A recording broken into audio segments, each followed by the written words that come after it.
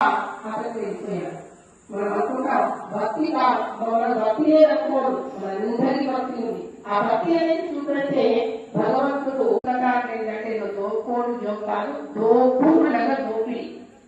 దోపిడి అంటే దొంగతనం తెలియజెప్పేటటువంటి ఒక చక్కని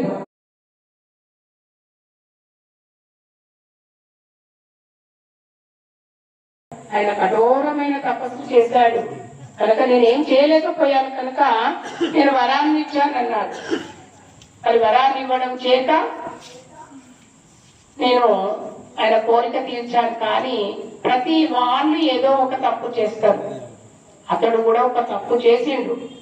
మానవులు అనేటటువంటి మాట లేకుండా వాడు కోరుకున్నాడు వరాన్ని. కనుక విష్ణువు రామునిగా దశరథుని యొక్క పుత్రునిగా వెళుతాడు అని బ్రహ్మ మిగిలిన దేవతలందరికీ అభయమిస్తాడు.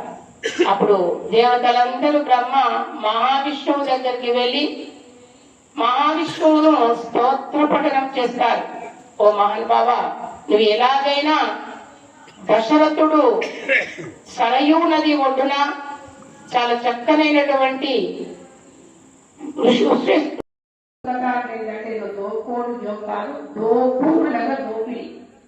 దోపిడి అంటే దొంగతనం తెలియజెప్పేటటువంటి ఒక చక్కని